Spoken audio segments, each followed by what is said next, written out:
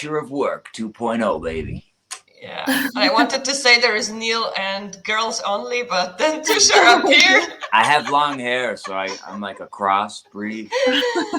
Okay, so today we are going to talk about the future of work, how we are going to do it.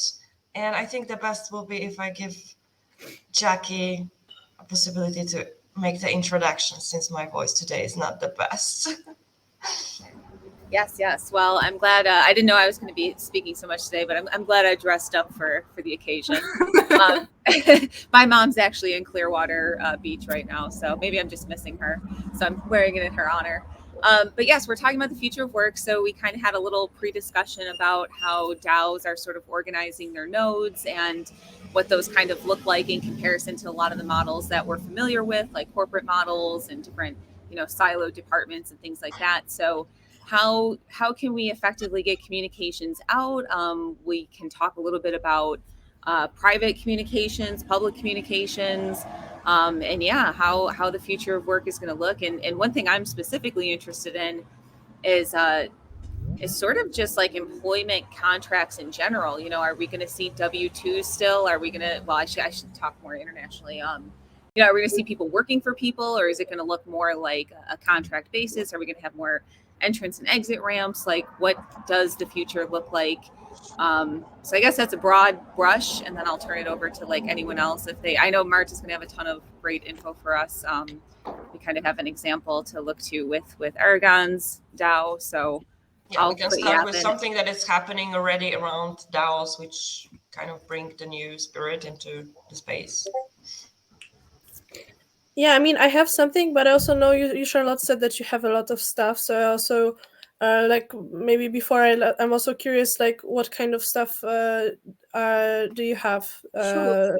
to add to the topic? So I'm really interested in, like, I've seen DAOs as like separate entities, but like how traditional companies can bring that kind of Web3 tech, not even tech, but like the mindset as well around DAOs into their ways of working for better collaboration, better culture, better like internal processes. Because I know a lot of people, when they're looking, like companies, when they're looking to sort of like come into the Web3 space, are looking at Web3 tech, sort of like the external Web3 tech, so like customer loyalty or like NFTs, like that kind of, those like marketing or customer loyalty tools, but actually what can they be doing for their internal processes? And I think DAOs is a really interesting concept that like traditional companies can be adopting for, whether it's like hiring processes or if it's ways of like voting for, say, if you've got customer feedback, voting for what you would focus on, like what the tech team might focus on, prioritizing if they're going to do new things like within the company. So I think there's so much that can be used within like the DAO mindset and tech, but I'm just interested to see if you've seen, like, come across companies that are using that, or if you've just seen them as like separate entities, like as themselves. It reminds me a lot of actually Turkish organizations. Yeah. So it's not very like new concept really, but it requires from everyone in the organization be kind of responsible for what they are doing. They simply know where they are needed and what are their skills. They're quite very self-aware, and they're just independently working there. So it kind of reminds me this DAO mindset about this kind of organizations that were already somewhere there. Now we are like putting another layer on it, I think, with technology, with some different tools simply. I don't know if you heard of it, guys. Yeah, I mean, I also think that like skill organization is more like the vision of how like a company could be organized, and then like DAOs, they basically apply the technology that kind of also makes it possible. That also makes it possible for us to just work with anyone from like wherever in the world. We don't necessarily know these people. It's just sorry, like somebody's microphone is very loud. It's kind of distracting me. It's just, so it's my point was is that it kind of makes the organization trustless. You don't really have to worry that I don't know, you're working with somebody that you have not ever even seen in your life, but because you're operating on blockchain, you can really just come here. You don't have to like wait until you really know you can trust each other and just go for the work, like for the project. Because I also think like what I noticed in DAOs is that they are not really as much like consistent with the work. They are more like project oriented, so like they also apply these seasons. But I also think that for people it's a bit easier when they feel like they have like a specific period of time on which they are focusing to achieve like a more short-term goal rather than a long-term goal, which makes it possible for this kind of like global anonymous collaboration. And I think it's just more encouraging for people just to join, knowing that the goal is it's not as extensive, as if you were to join like a regular company. It comes back a bit to this topic of contracts. Yes, it's not like a long-term or undefined even term contract. It's for this particular project. Yeah. Jackie, go. Yeah, and just to bring this to Charlotte's kind of original question. So, Alex and I, like with my crypto advisor, we've consulted with people and talked with people that are Web 2 or traditional companies that want to incorporate Web 3. And sort of what I've come to find out over the years is it's nice to start a project within that company. Like if they can pick something that they want to do, like Marta said, like use a project to start touching the tools and like understanding like, how do I submit proposals? How do I vote on things? How are we going to divvy votes up? Like actually, getting your hands dirty a little bit, because you need people that are competent with the actual technology to teach other people how to, onboard in an organization. But also to that, and I don't know that this is smart or not. I don't even know that we have enough data or not. But sort of, I think a lot of the route a lot of people are going is building parallel. So they're doing traditional LLCs, they're putting businesses together, but then they're also forming a DAO simply for governance. So, I think a lot of people in the DAO space, there's too many people in the DAO space that link it intrinsically to finance when a DAO doesn't need any finance at all. And then similarly, I would say at some point, a DAO could just be a piece of like technology that just operates inside a business itself. If you can automate something or a department and I think this is where the most clash is going to come, because when we talk about disintermediation, like right now, a lot of corporations, you have people that manage people, you have a lot of like middle management. And so like that layer in and of itself is going to have to change and reorganize. So it's really in that layer's best interest to actually start touching this technology so that they can understand how they can adapt with it as well. You mean the layer of managers, right?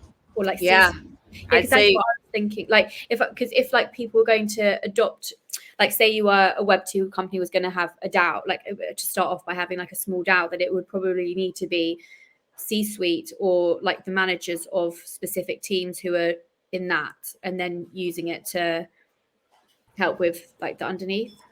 Yes and no. I guess I'd put it this way.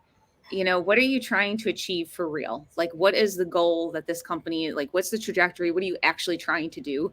And then who are the most competent people to vote on those things? It may not be your C-level people, or it may be a mix of C-level people and, people on the floor, people actually doing, so you need to, in my opinion, you need to be strategic about that. And I think that's another thing people learn, it's not about titles, and it's not about, it's can you do it, and can you produce? So more to that transparency layer. I'm really going now like overboard, but I'm also thinking it's not really something that I would like to apply, but I believe that especially very big companies, they would be like, oh yeah, this is something that we find interesting about DAOs, is that when I'm thinking, if you can like basically manage people with the help of blockchain and therefore like reduce so many manager roles, and just focus on people that are specialists within their areas, then it's a huge cost reduction for the company. They will not need like, so that's why I also think that it could be potentially like the like it could be like a potential for the big companies. I don't necessarily think, of course, that it's good, just firing people because now I have the technology to do this for me. But that's why I also think that having like a certain understanding of like where is that potential, like if you had a manager that kind of knows how to operate in a DAO, then they would definitely like stay in this kind of bigger company than just somebody who completely like rejects, like the potential of Web2. So this is also like what came to my mind is that like within DAOs, a person with like a practical skill is valued higher than just like actually it's not even higher. Like within my guild, people with practical skills were as valued as a person that was kind of managing the guild. So it was not any. So this is what I remember. It was not anymore. Oh yeah, the manager gets the most of the money, but everybody is kind of on the same level because I have this expertise, you don't have this expertise, and so on and so on. So it was also like a different distribution of compensation within the team. Actually, it reminds me of the whole like what's really happening in like the ecosystem in the Bay Area. There's like this dual track like approach. Yeah, you can like advance as the manager, but like your KPIs will be very different from advancing as an individual contributor. And at the end of the day, like your pay and impact might actually be at the same level. Because like even like back in the military, when I was like there for like 2.5 years, you have the officer kind of like route and you have like the staff kind of route, right? Just because you're an officer doesn't mean you will actually outrank a warrant officer, because like that person actually advanced through the ranks, like through actually like all the different like fields. So in like some areas, like the warrant officer itself would override the authority of the commanding officer just because he has more experience. Yeah. Do you think this might be where like the metaverse can then come into like aid as extra tech? Because I'm thinking like if you were say like pitching this to a traditional company and they have their structures so much in place where people see people naturally in a certain hierarchy and it's quite hard to break that if you had a DAO that was like if people were meeting in the metaverse with avatars where they had like complete anonymity, like they were different, you couldn't see who they are or what they sounded like, and they were meeting in the metaverse, and then they had this DAO structure, so nobody actually knew who was who, but everyone was on an equal level. That might take away the immediate like assumption of hierarchy that you just naturally have when you're working in a traditional corporation or even like a startup, just traditional businesses. I feel this is the part of the process for some people, and I was saying it to realize that everyone is equally important simply in the organization. And I think we still need managers to put things together, but they are like another piece of this whole organization simply. So treating them equally in this whole ecosystem, that's something that totally resonates with me. That finally we start to realize that everyone is equally important in order to really make a project successful. Hey guys, how are you? Manager. Hi, Tushar. I mean, there's already like a lot of anonymity even without the metaverse. I know, like for example, when it comes to voting, when it comes to proposals, like this element in a DAO, it is already like anonymous by itself. But of course, for example, like when you go then later to Discord and you see like who's typing with whom, like who's chatting with whom, who's brainstorming, then you might have this bias. And like for example, I also had bias about some people when I was, for example, talking to them. After like a while, I kind of knew what to expect from whom. But then I'm also like wondering to which extent as well this anonymity is necessary, because I also don't think that being 100 anonymous with people that you're working with is something good. It just depends on the case. Like, where do you need this anonymity? Actually, the way I see it is like anonymity is less important than track record, right? Because like if you have kind of like a DAO that manages like different set of tokens, and we say like a set of tokens is like on marketing, and a set of tokens is on community building, and a set of tokens is on like say a strategy and like kind of like partnerships. then you can like literally say, hey, you're trying to propose something. Then we like look at your set of tokens and it's like saying, okay, you actually accumulated a lot on the business and development side. So whatever you propose on the business development front, we'll like really like consider like seriously. But if you like say starting to like propose like some stuff, say like engineering like a infrastructure refactor, you'll probably like take it with a huge dose of salt, right? Because you have no like a track record in that yet. And like the blockchain like really allows you to do that very easily once you like adopt the DAO model. And then like back to DAOs, right? I don't actually like see it as kind of like revolutionize everything. I would like see it more like as like just like a different way to kind of like just track stuff. It's like, okay, you like do this, and organization just tokenize this, and then like maybe the voting rights would actually be interesting because like now we have like established track record of what you have like done in the organization so far. So when we have like discussion, then like, okay, this area you are the subject matter expert. All right, you have like more voice, and like when we kind of like listen to your proposal, like, okay, this is your track record, we should like take it seriously. And regarding like the role of managers, I would say they kind of like they play a somewhat different role, even though they're called managers. I would see them more as like consolidators. It's like all the different like inputs like surface from various members. They kind of like have to like really listen and like draw those out and like see what the actual full picture is. That's their job now, rather than say, okay, command and control, you guys all listen to me. I was just going to ask a question, actually.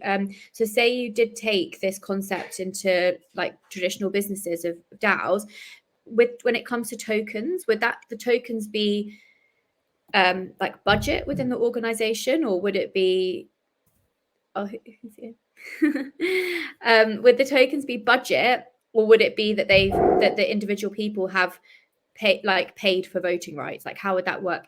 Do you see that working within an organization? Me personally, I would not tie like tasks directly to finances. Like the tasks and like the data you're getting could still go to like a finance. I don't know, maybe I'm behind on this. Gary just popped out. Sometimes I find out there's a much simpler way to do things than I initially think. But to me, that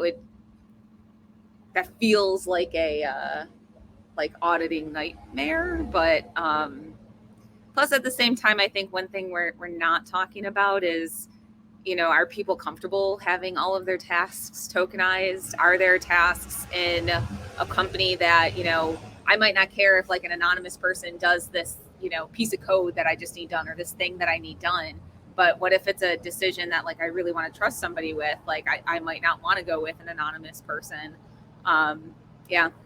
This is very interesting because this is also just like I love how Aragon, I'll stick to Aragon all the time probably, but just like I love how they were organized, this was their pain point. Because as soon as the season was over and they like in general, like the DAO needed like a month for like preparation for the next season, for this entire month, no one wanted to work because people were getting paid for them for their job. Like this is how they were operating. This was a DAO where you were paid for your bounty, you were paid for your contribution, and like when we were like we knew that we were getting paid, like everybody was happy, everybody was motivated.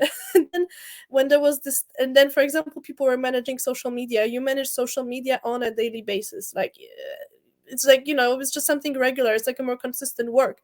But then the season was over. People were like, should I continue doing that? Should I just, I don't know, do it for free?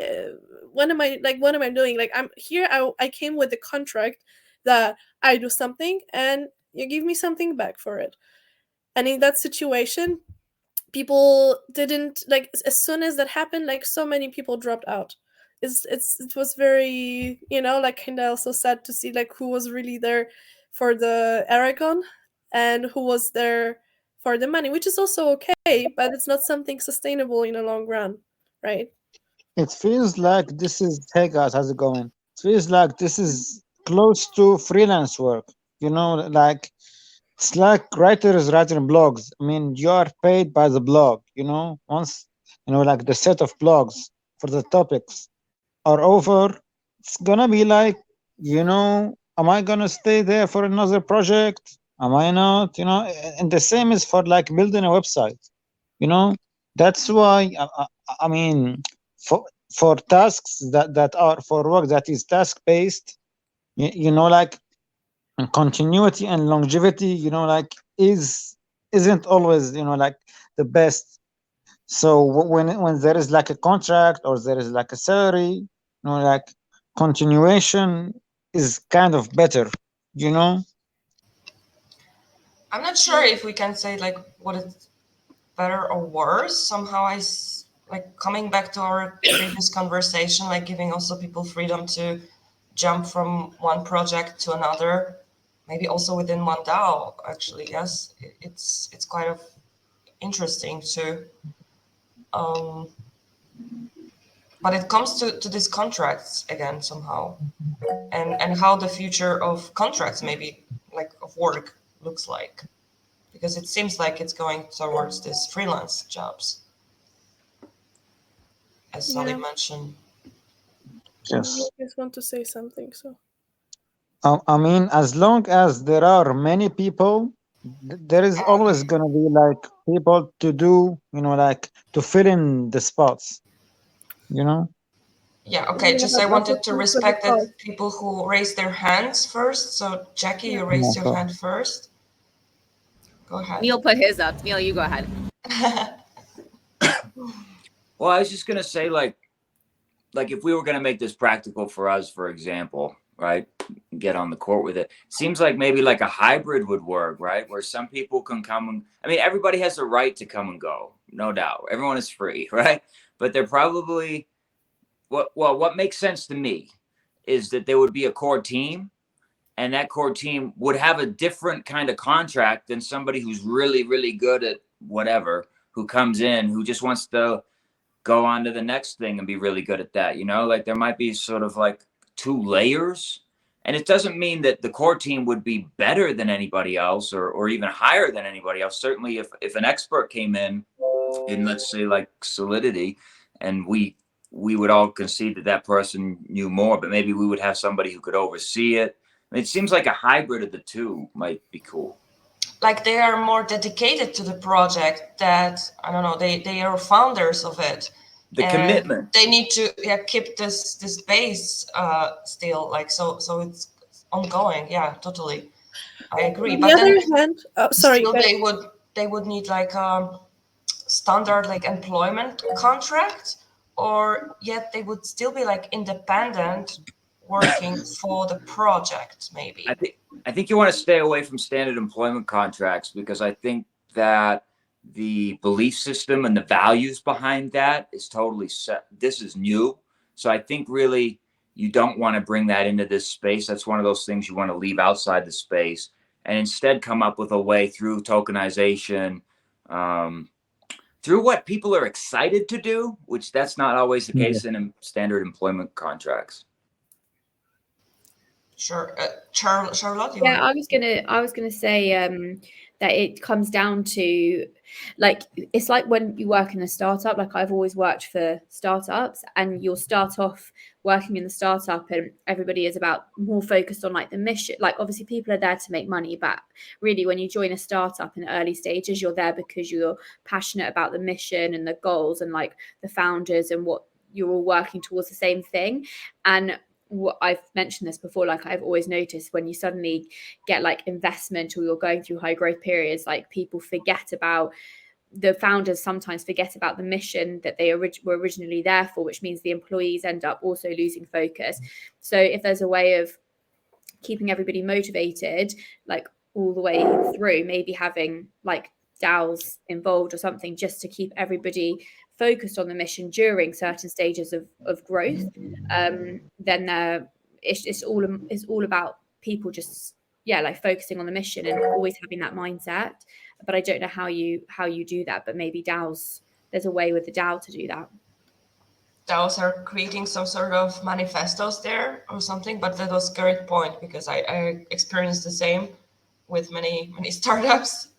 After some time, it's just going different directions that they claimed at the beginning, and somehow can disrupt the whole moods, the spirit in the team. Marta? Yeah, I wanted to add it, but not from like the founder perspective, but from like a person, like a contributor perspective. And I don't think that here, for example, it would still be something like coming from fear or anything, but I just feel like on the other hand, like if you like, for example, if you don't are not like as a like with a contract that you regularly get your salary every month, just like like in a regular job, but you just really get paid for the tasks that you get.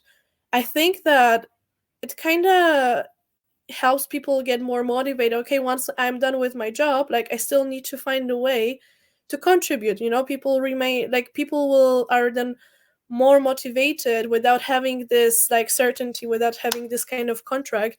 I think people are more like determined to look for solutions, to look to grow, to develop themselves, to see where they could be useful. And I don't think that it's necessarily something that should drive them into fear. I don't think that it should go in that direction, that I'm like, oh my god, I'm so scared that I will not get paid next month. I just need to find something. It's more like nothing in life is actually certain when you look at that. So I think it kind of also makes sense to kind of keep people in this motivation to constantly think that they are also responsible for the movement, for the progress of the company. It's not only then in the manager that gives me the money, it's also like on my side to actually see what improvements can I put in the organization. So I also don't think that it's necessarily so bad that that also there is not this certainty every month, even if you would be a core member. So this is also how I see that. Yeah, it kind of brings us closer to understanding that we are in constant change and cycles, and actually could help many. That's a great point too.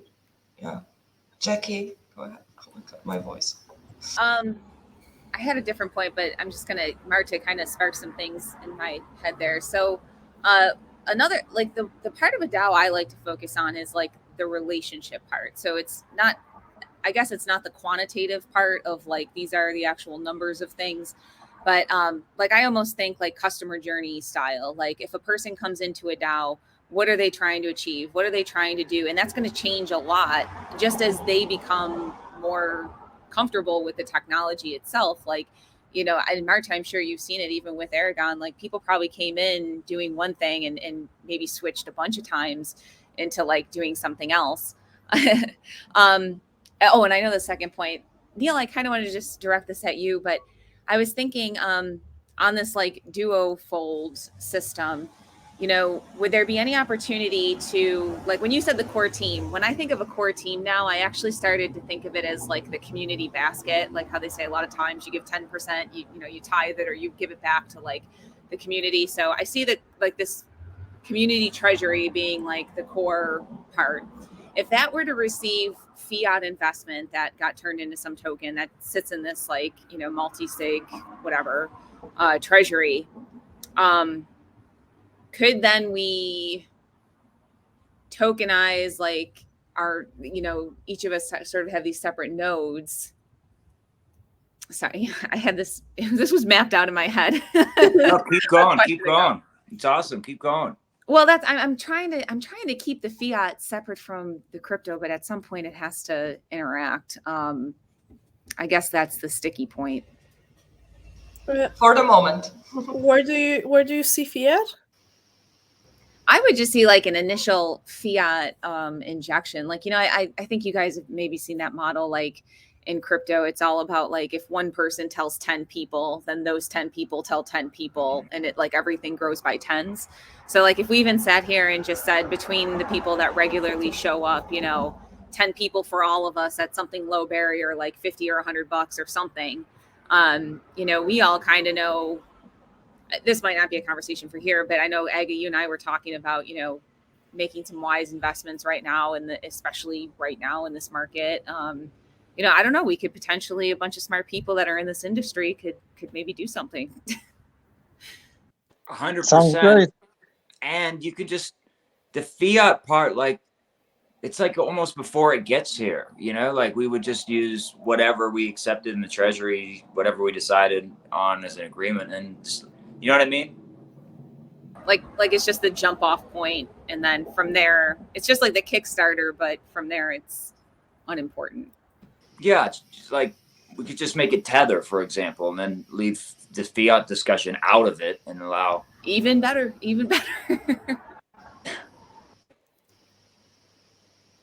Charlotte, go ahead. Yeah, no, that's right. It's really interesting. But I was always also thinking, like when Marta was talking about like money and commitment, and when the seasons of working, and then how people are unmotivated or motivated. I think another thing is also just looking at it differently, and like not money, and more like an exchange of like to keep people motivated, an exchange of skill sets, for instance. So like if you had a group of people who were different skills, like say within an organization or just within a separate like DAO, and you can actually learn from each other during those down periods. Like you could say, like someone who's doing social media but also wanted to learn a different skill, that someone could provide them with that skill instead of payment. Like I know the way that I'm working at the moment, I have one client where I'm doing her marketing and she's teaching me something completely different, and that keeps me so motivated, and actually more motivated to do my work with her than I am like my paying clients, because it's so much more exciting. So like if you have a different mindset and attitude like towards money, and actually think, for me, like coming to, like for instance with Conspicuous, when I'm writing articles for them, I'm not being paid to do that, but it's giving me an opportunity to write about something that I'm really passionate about. And again, I prefer writing for them than my paid writing clients. So I think it's just about maybe like you have a period of time where you are paid, and then you have, during those downtimes, you're able to work with someone where you can get some sort of skill set that you might not have in return for work that you're doing. Basically, you should find a place like where you are aligned with the mission, vision of this project, and not also for projects, not to attract people with money to join them. Yeah, go ahead. Who? You Marta started to say something. Yeah, I wanted to say that I don't think that I don't think it's I think it's worse for the organization than for the individual, actually, this kind of concept. Because if like, especially, it was really funny that after if I tell people, oh yeah, I worked for Aragon Network now, and they're like, oh wow, that's like they find it actually impressive. So for me, that's not really like a problem, especially when people are used to this kind of like freelancer work style.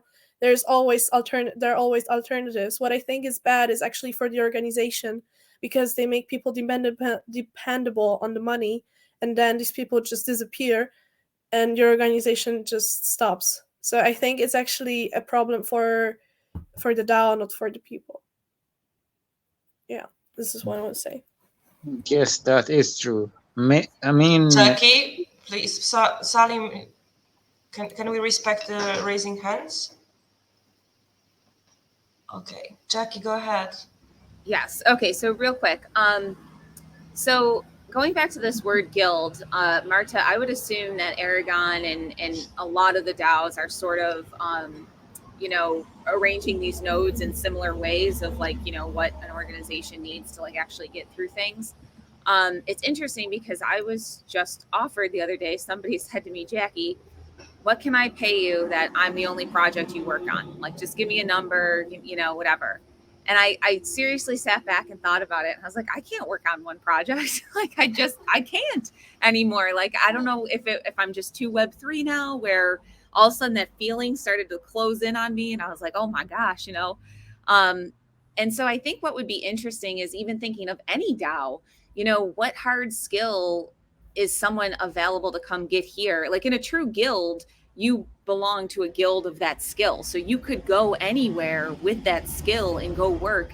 And I would think that in the spirit of Web3, or where I think all of us hope it goes, is that no matter what you're acquiring where, you can provide that anywhere and come back. And, this free flow essentially is the purpose. So maybe if the service of the DAO actually is like, the point of actually empowering the people to go out and do whatever.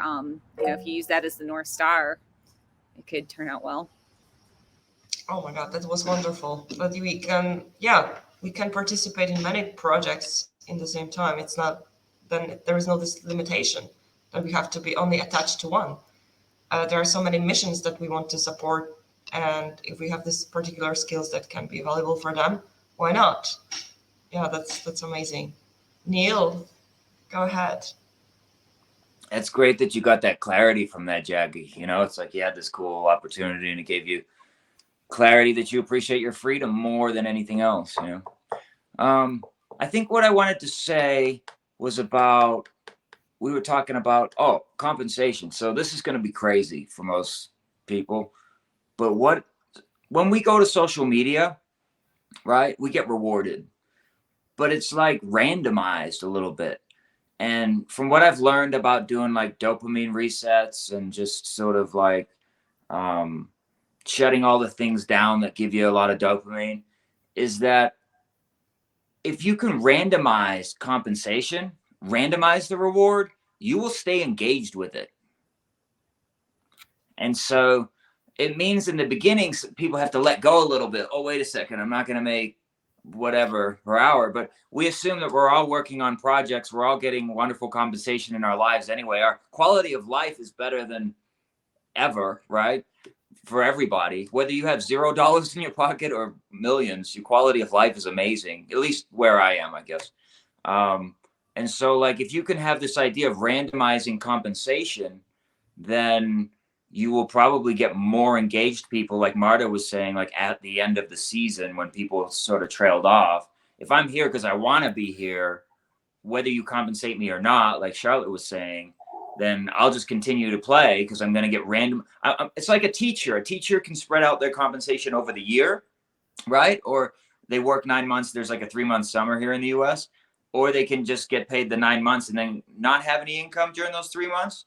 Well, could kind of be the same thing where you spread it out. You're going to get your compensation, and we're going to add so much value here that we expect compensation to be great, right?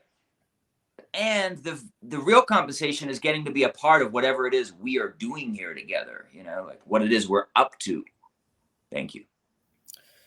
So 3 things, like I already relate immediately to what you said, that there are already like solutions to that.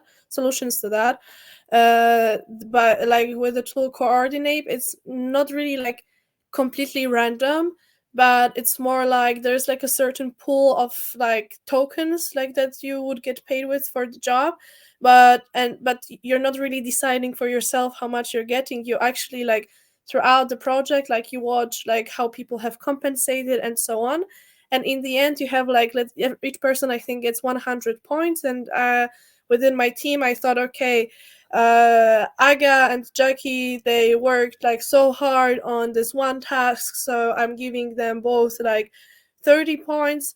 I think Charlotte wrote like an amazing article, so I'll give her 20 points, blah blah blah. I'm just spreading like all the points around, and each person does it to each other, and then there's like this average number of like who performed in which way in my own perception, and this is like the percentage from the pool that I'm getting. So it is still kind of like one of these solutions. So I just wanted to tell you that there's already like such a thing, a similar thing. But 2 things that I wanted to say, what you just said, Jackie, is that I really like how you explained it, because I immediately had like this like axis in my head, that on one hand in DAOs you can change from like one expertise to another. Like I can try helping with the developers, I can try helping the like in the social media, I can try helping out in finance if I feel like people don't really care too much about your background as long as you're motivated. Like I had a guy who was doing newsletter and he was working in a hotel at a reception desk. I had a guy who was our scrum master, and his original job was having a clinic for autistic children in Middle East, and he was Irish. That's wow. This kind of people.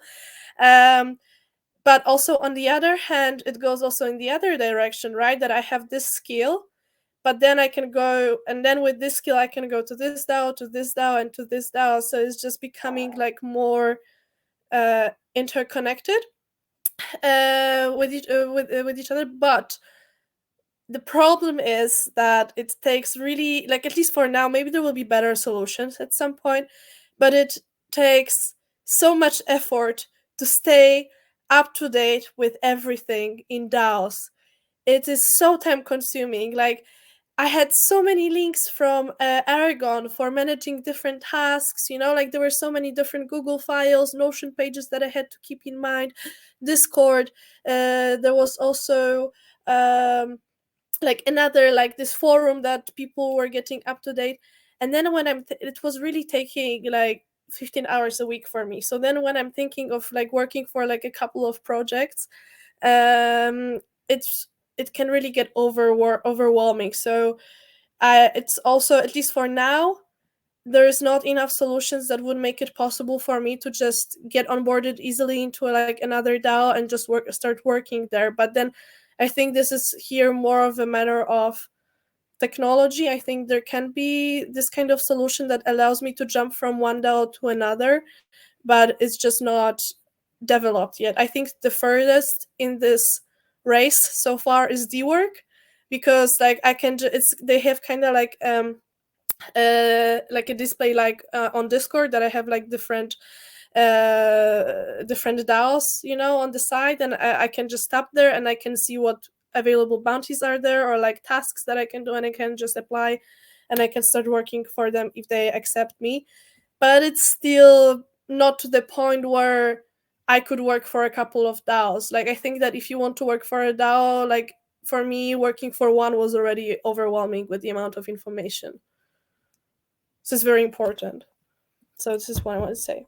It's really interesting, and it makes me think again about, like, if we're thinking about the future of work, like within organizations, because I remember when I worked, one of my first jobs was at Groupon, and there was a time where we were able to go and experience it. So I was working in like inbound sales, and I was really interested in learning about it was like one form of marketing, and I was doing sales, and I spent a week with this it was like affiliate marketing, so I spent a week with the affiliate marketing team and to learn about what they wanted to do, and then that made me actually want to move roles internally to do affiliate marketing and like move into a marketing department, even though I was in inbound sales, because I explored a different skill set. So if we're looking at large like corporations and having the DAO concept internally, it could be ways of people meet, like say you had a DAO of someone who was in a different department or whatever, actually meeting someone in a different department, figuring that out, that they've actually got a different skill set that could be really valuable to that organization. It's just untapped because they've not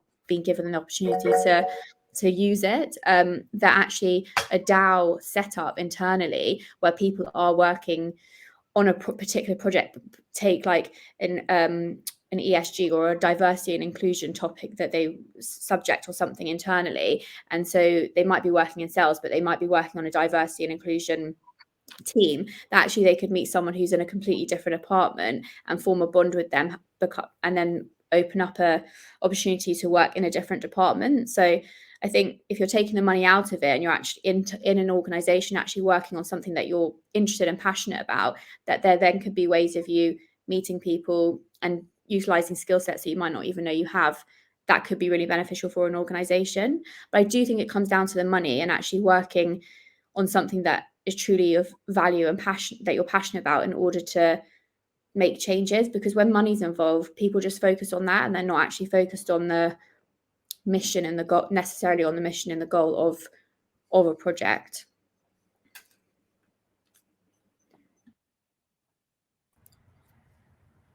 Yeah, I love that, Charlotte. And Marta, I had a question for you. When you said before that they decide on percentages, like how to pay out, do people vote on that, or once those percentages are set, is that what people get paid out? I mean, once the percentages are set, this is like, but so it's actually, you can, so for example, some guilds were doing it that way, that the entire salary is based on this kind of voting. Some were more like, okay, this is like the stable, like this is like a certain amount of money that we're getting, and this is like the bonus that we're distributing that way. But yeah, like once this like percentage is more or less like calculated by the system, this is the amount that you're going to be getting. But before that, in order to get that, like people are contributing with their own like perception of how people have contributed to the project.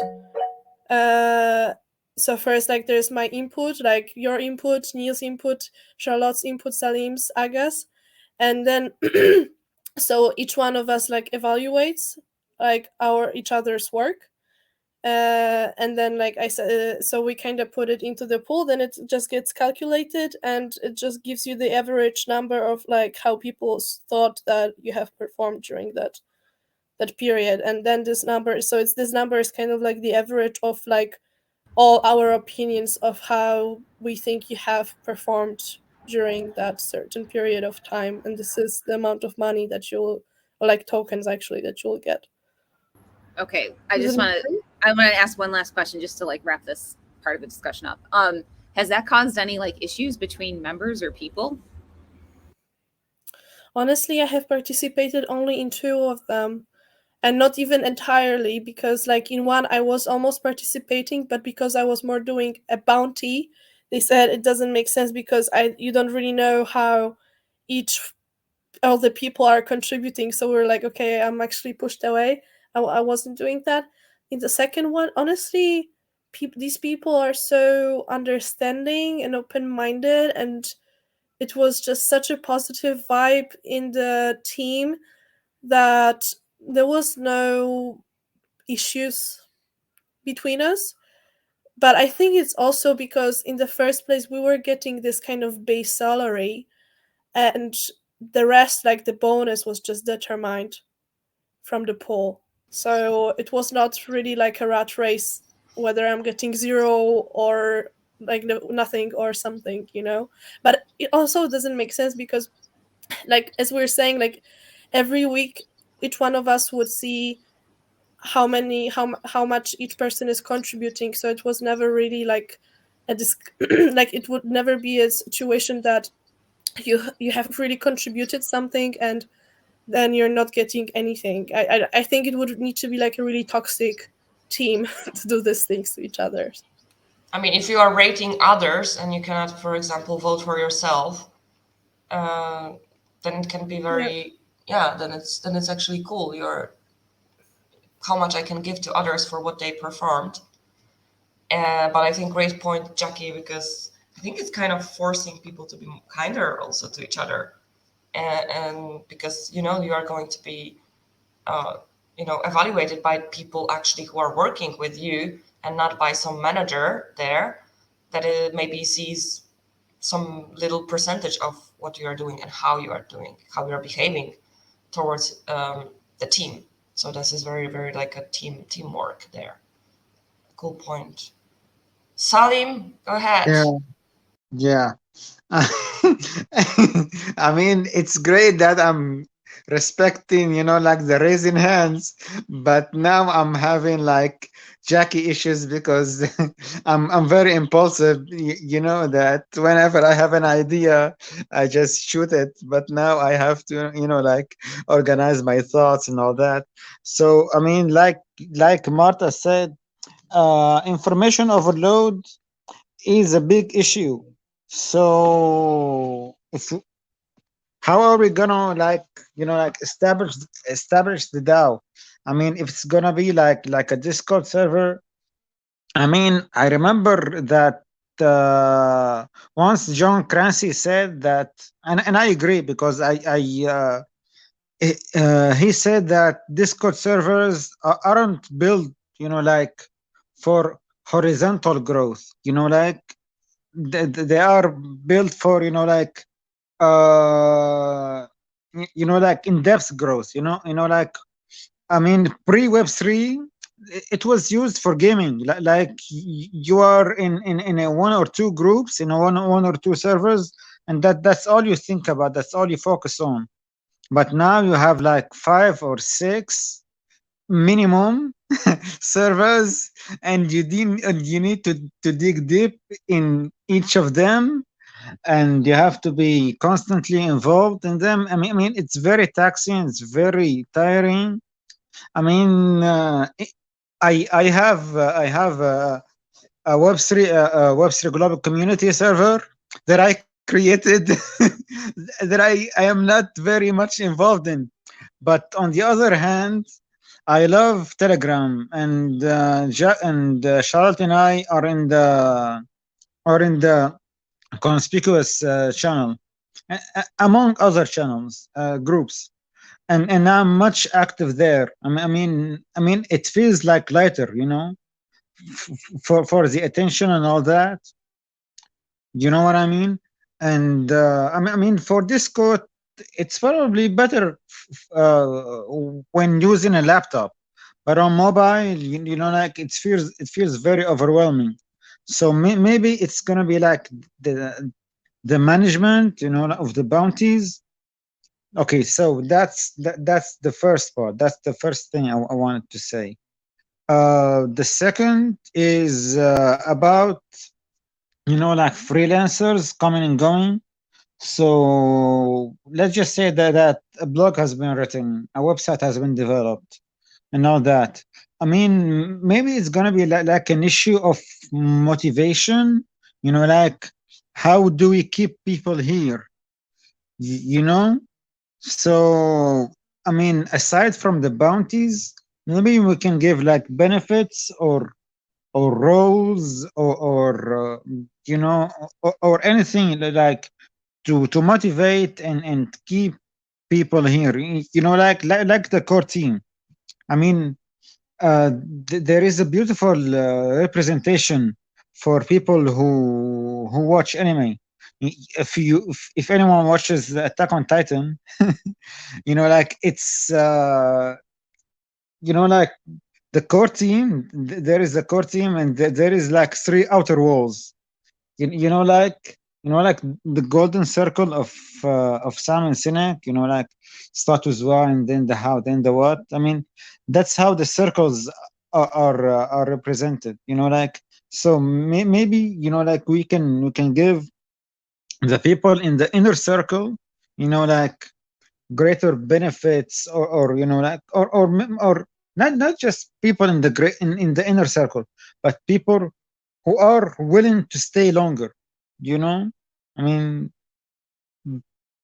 that's what I'm I think it's a thinking. great idea, Salim. And two things are coming to mind. One is when you're talking about the inner circle, kind of what Charlotte was saying earlier. Maybe what if that was anonymous? I mean, I guess we would know, the people would know who each other was, but it wouldn't need to be like, I'm in the inner guild golden goose circle thing. You know what I mean? It's Yeah, just one idea. yeah, Jackie, you think of something? And then the other part is like, what if, like what Marta was saying, what if there was like a base salary, so to speak, right? So that allowed people to prioritize this Discord over the millions of other ones that are out there, and give their yes, time to that, that would meet people's minimum requirements. And then above and beyond that, this is my suggestion, just because it's been the most fun things I've ever worked on. What if, like, everything above and beyond that, all the value we ended up creating, we decided ahead of time that we were going to do something with that value, like kind of like, if I make it a little boring and talk about Bitcoin, right? Like yeah, we were decentralizing the the financial system. So like we were all doing that. Was when we bought it, when we told other people about it, when we sent it across the world, when we did transactions with each other, when I sent you the first amount into your wallet, like I was decentralizing the banking system, right? And so okay, like that's just like an example. It doesn't have to have anything to do with that, but it's like, what if we agreed about something that we're passionate about, that we would do for free, right? Because we're that excited about it. And then that's what everything above and beyond the base salary. It's just talking ideal. Like, I know we don't need to talk about how to do it yet, but ideally we all had a base salary, and then everything above and beyond that went towards something that we all agreed that we were super passionate about. Yeah. yeah, awesome idea. Neil, that really reminds me. I have a friend that is doing really well on that FanDuel app since the football season started. And what I didn't know about FanDuel is like they have ridiculous deals. Like sometimes you can sign up for FanDuel. Sorry about that. You can sign up for FanDuel and get like $200 to start to play with. I mean, they just give it to you. They just give you $200.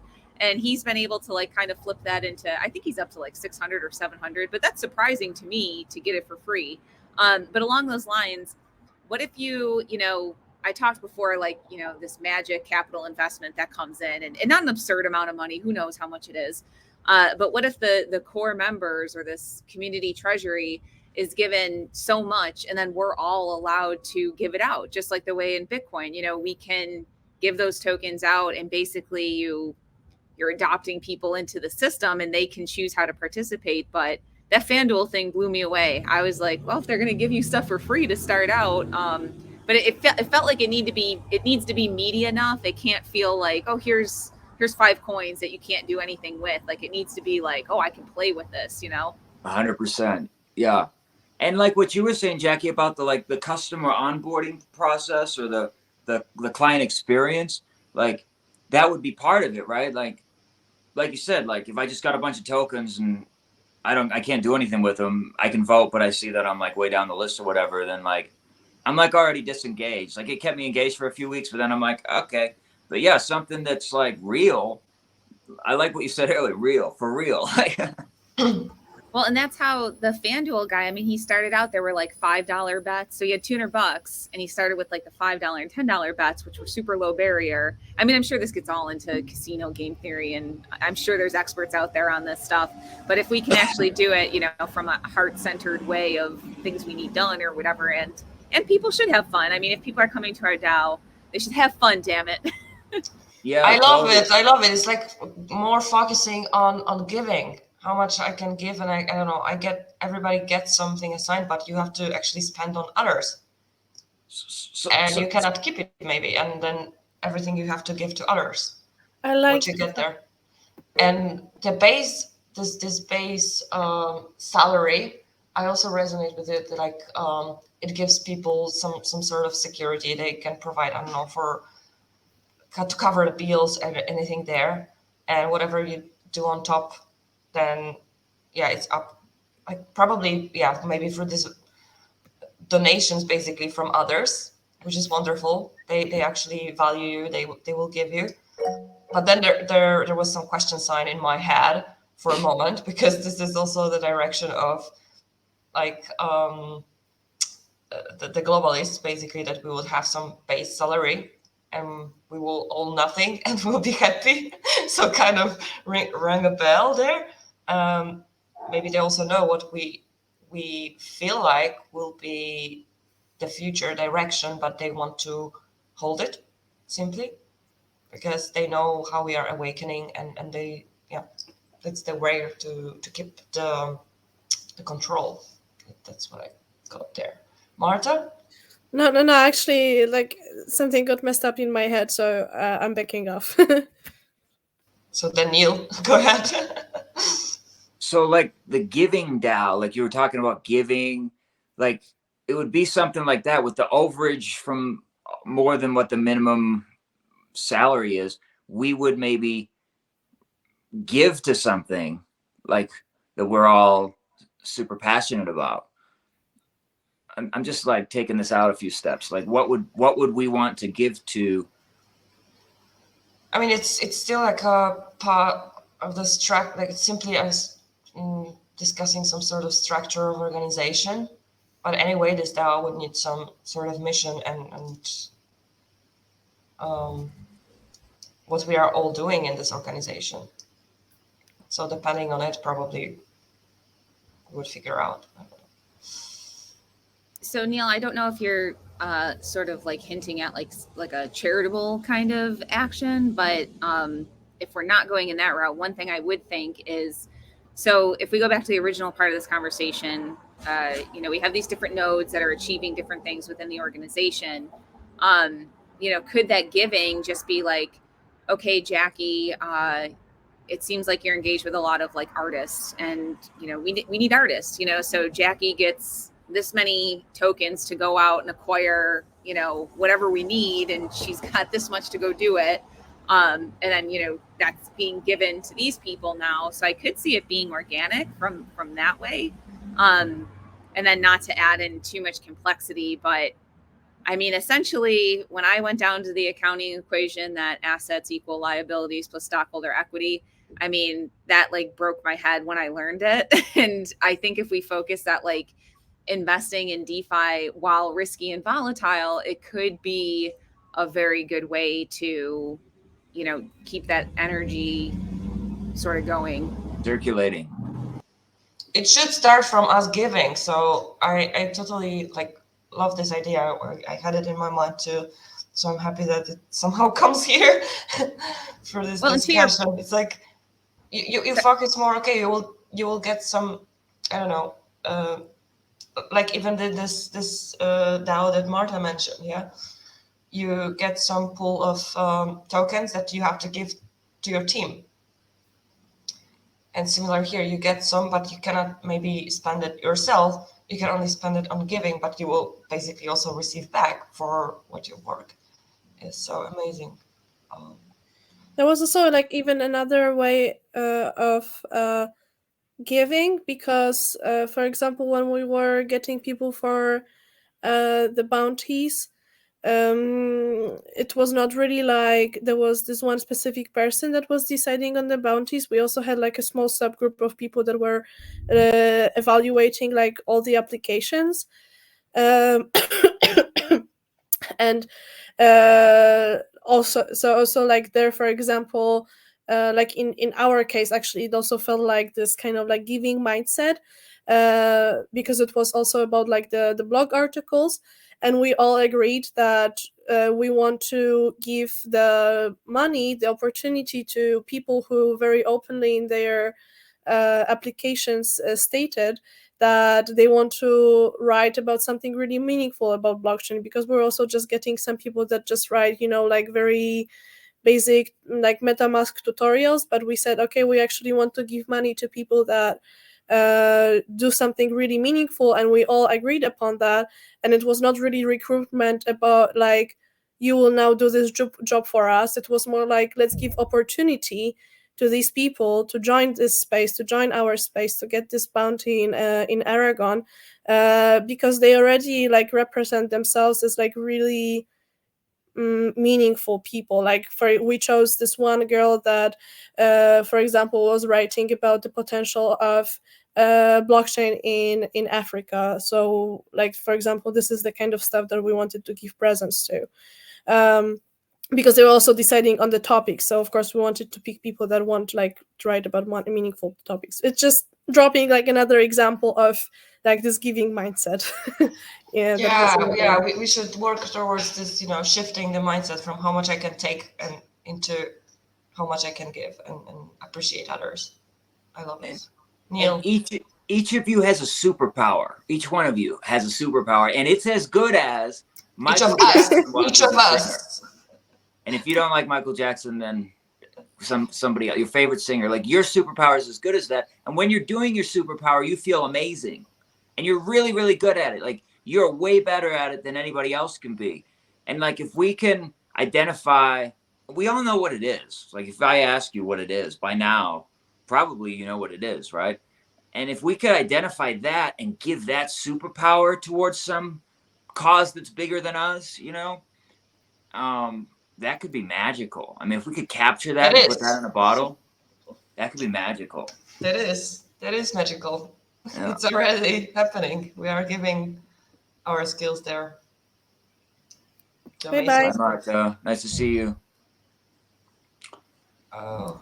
Well, okay. I love that, Neil. I feel like one thing I think we're all you know, focused on, which was good that this topic was the future of work, but I think we're all, you know, kind of coming together to work on that. Like, what do these, can we give people blueprints and, you know, sort of the way to organize and work and be self-fulfilled, also part of a community, achieving goals, also resting, you know, we've talked about so many things. I mean, that's definitely where my heart is. Like, I would love to if there's nothing else I do in Web3, helping people have more meaningful lives through work and personal endeavors would be like the number one thing.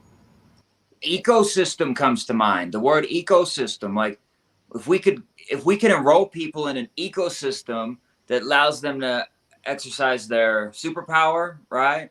To give towards something much bigger than themselves, that whether they've done that before or not, we know that they'll feel great in doing that. To feel freedom, like you were saying earlier, Jackie, you know, to like if we can give people, but just by inviting them into our ecosystem, they just get all that. Could be cool. Yeah, have life balance too. Yeah. Yeah, and I think a lot of people, I mean, I was reflecting on a lot of like the working arrangements I've had in Web3 so far. And, you know, there's a lot of lines that get blurred a lot when it's remote stuff. And I've found that, you know, over the years, a lot of people are just not happy with the environment that they're in currently in their like physical lives. So, you know, a lot of people reach to the metaverse or go into these spaces looking for a better environment to grow. So if we can like focus on that and all the components that go into a good ecosystem, a good environment. And also if we think that this hierarchy, you know, from the global level down, if things really are going to lateralize, then we're all going to need a better ability to move around each other and with each other. And, you know, if that's something that we can sort of, again, give a blueprint or an infrastructure for, I think that would be very impactful. Just on that point as well around like ecosystems, like taking it back to organizations, which I think is another thing that could be really interesting is within the future of work is how many of your customers could actually be your employees. Like if you created a community of like really strong evangelistic customers who are passionate about your product or service, and then they're part of a DAO, like maybe you have a DAO within your organization where a few people are employees, but actually a few people are your customers as well, and they're giving customer feedback. Those customers actually could become employees, and then that makes the hiring process so much easier as well, and it becomes that, you know, ecosystem of people who are passionate about what you do and are passionate about the mission actually joining the company, which happens in the space, in the Web3 space all the time when people are part of DAOs. I love it. Jackie, do you feel like we covered all the topics that you wanted to mention, like around this future of work and organization? Yeah, I think this was a really good meeting. It was good to get lots of people's different perspectives, and I feel like Neil provided some like good foundational stuff we can start thinking about, and yeah, let it roll. Can I just say, like, Salim, you said like you want to talk for a second. You were talking about if people don't know their superpowers or which of their superpowers they're going to give, they can see what they're excited to do and maybe keep doing those things. Yeah, 100%. Follow your highest excitement. That's always like I have a belief system where there's like two of me. One of them's up on the mountaintop, and then I'm down here in the valley. And the way that the one on the mountaintop who can see what's coming talks to me is through my highest excitement. So even though I don't know what the outcome will be, like what we're here doing right now, like we don't have a tangible outcome that we're getting more clarity all the time, but I think that's how our higher mind talks to us, is through our highest excitement, and that can change. It can change all the time, you know? Yeah, exactly. I mean, if you guys, you know, like, I mean, I love movies. If you've seen the movie, you know, like, if you've seen the movie Divergent, you know, like they have, I think we've talked about this, you know, like the last time. They split people into groups, you know, like, but, you know, like they give them tests and they split them into groups. But there are these, you know, like, these divergent people who, you know, like who score, you know, like high scores in many of the like of the sections. So they don't know what they're where they're gonna go, what, you know, what faction they're gonna be in. So I mean, that's like, to me, that's like, you know, like the jack of many trades. You know, like, I mean, it's kind of like the saying goes, a jack of many trades is better than one a master of none, but it's always better than a master of one. You know, like, I mean, uh, Tushar probably knows Naval Rafikant. I mean, yeah. I mean, love this guy. Naval just an awesome guy. I mean, it's always about like building your personal monopoly. I mean, if someone like knows marketing, knows Web3, like knows writing blogs and all that. I mean, that's just like he's creating his blue ocean. To me, you know what I mean. Like he's creating his personal monopoly. I mean, it's great. I mean, some of his attention will go towards like one task, at least one task at a time. But but I mean, sometimes it's fun to to change tasks. I mean, just like Jackie said, if we're not having fun, why are we why are we here? Yeah, and like, what if you had everything you need right now? Like in this Yes, now moment, we probably all have whatever we need right now, right?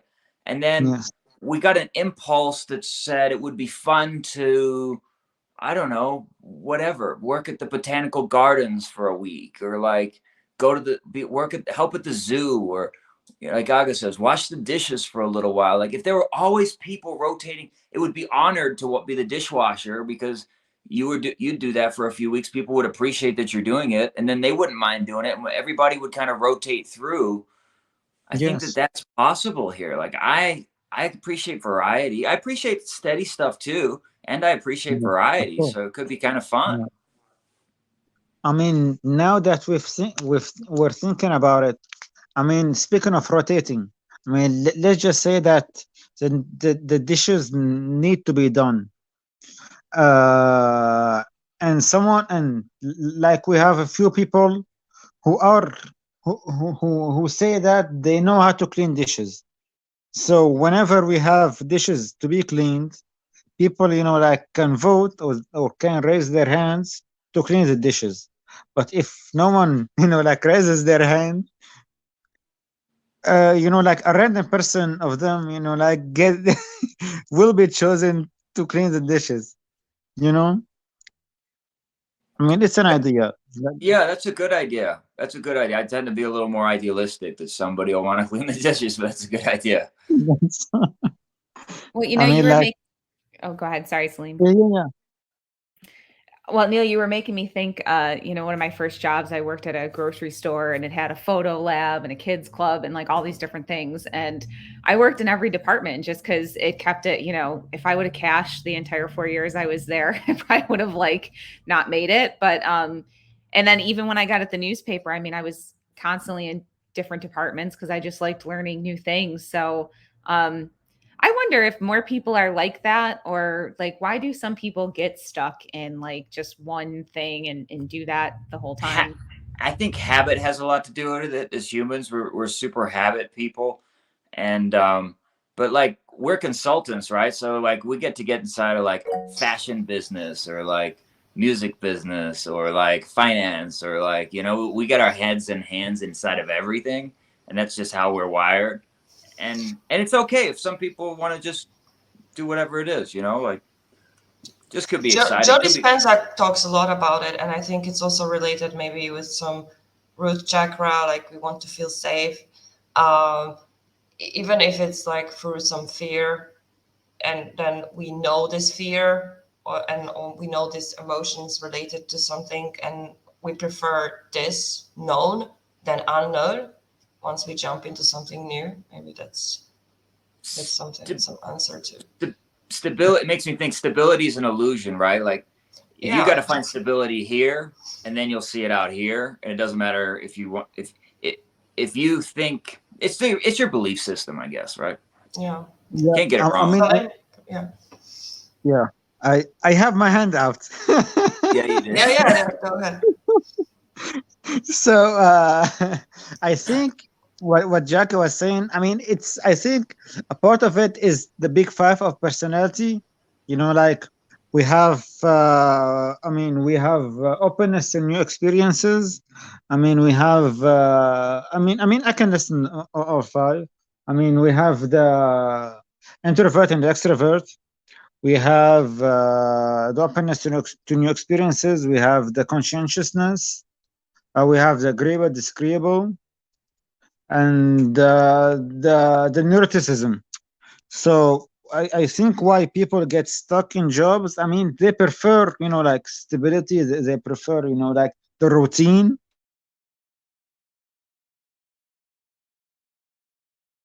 I think people are also scared to take risks. Like for me, I've always had different jobs.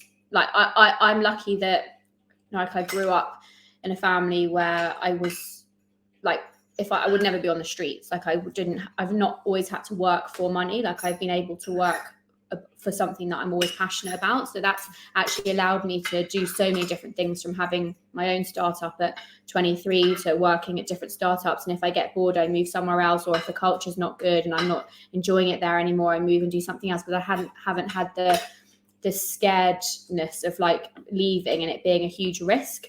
Whereas when people are feeling more like are less risk averse for whatever reason, for that security, then they do end up potentially getting stuck in the same place, in the same job, maybe feeling like they can't take that risk because they can't see that it could actually pay off and be better than what they're kind of stuck in. Yeah, that's part of the programming, like general for all the media everywhere, that we should be scared of changing, actually. And that makes us even more stuck with our mindset and belief system, which is afterwards hard to break because it's another change. So also regarding like jumping into totally new space, like Web3, we see the market adaptation too. Like we need to explain some things new way, give some examples, give some time for people also to process and change it.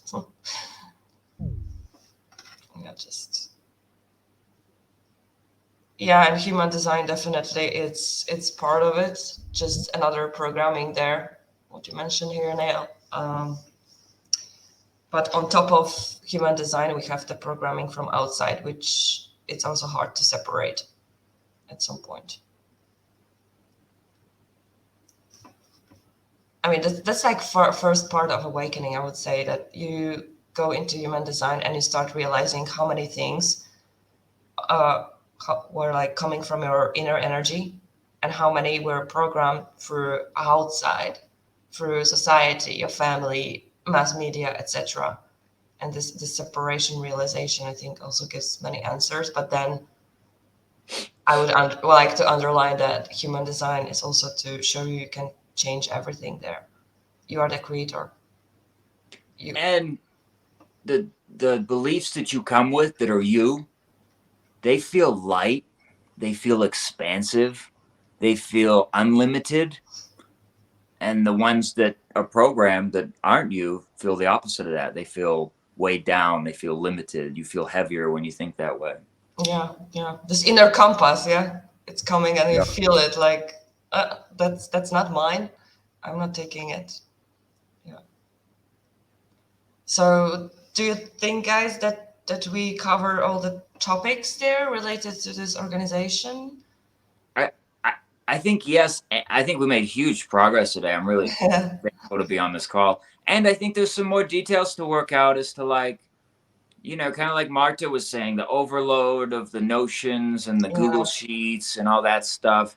How do we make it where it's like what Jackie was saying, like fun to interact with, and to your point, Neil, I have been talking with a lot of people that are like developing dApps, and like it's not as hard as I thought it was. So, I mean, we could do some type of exploratory stuff, because to me, all the small businesses I keep up with the most have some type of app, like even if it's like through a service like Fit Degree or something, but they've rebranded it for their company or whatever. But I just think that's the easiest place for everyone to interact naturally.